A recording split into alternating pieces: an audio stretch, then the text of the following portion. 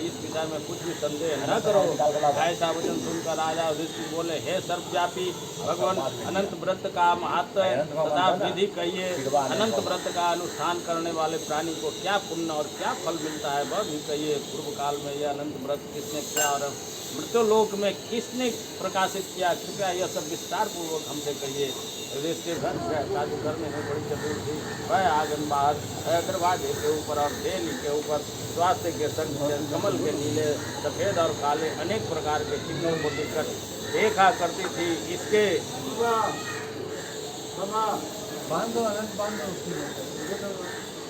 बांध देना बेटा, बांध देना।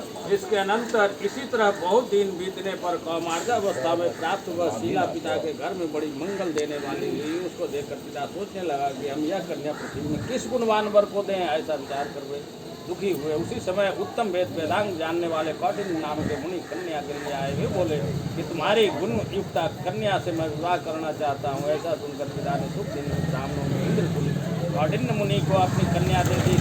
जी ने कहा है, धर्मराज तुरंत ने भेद विधि से उसका विवाह कर दिया।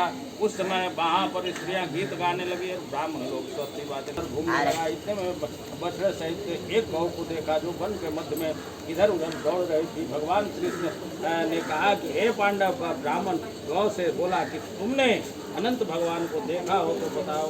उसके बाद गौ बोली कि हे कौटिल्य, मैंने अनंत भगवान को नहीं जानती हूँ। उसके बाद में आगे जाकर घास में बैठे हुए एक विष्णु को देखकर उससे पूछा कि हे गौपति, तुमने अनंत भगवान को देखा है? बैल बोला कि मैंने अनंत भगवान को नहीं देखा है।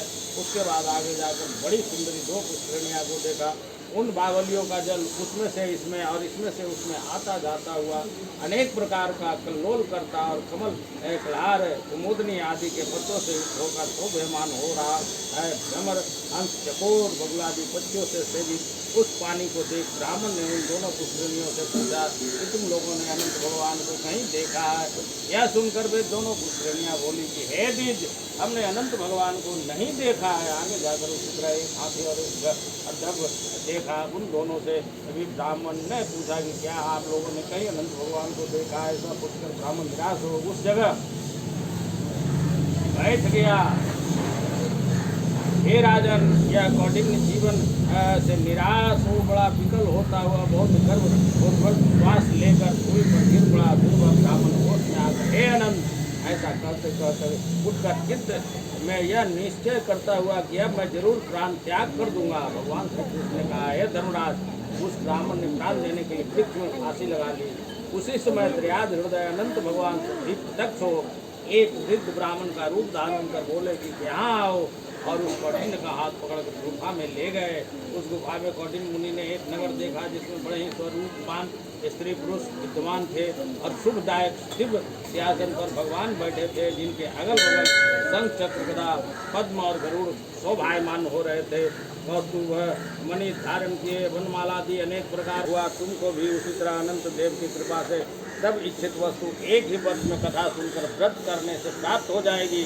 हे राजन, व्रतों में उत्तम व्रत मैंने कहा, जिसको सुन प्राणी सब पापों से छूट जाते हैं, इसमें संदेह नहीं है, और हरिचरणों को प्राप्त होते हैं। हे गुरुकुल में उत्पन्न युधिष्ठिर, जो शुद्ध विचार वाले प्राणी संसार रूपी गुफा में सुख से फिरने की इच्छा करते हैं, वे तीनों लोकों के स्वामी अनंत देव का पूजन कर डोरे को दाहिने हाथ में बांधते हैं। प्रेम से बोलिए अनंत भगवान की जय, विष्णु भगवान की जय, मैया पार्वती की जय।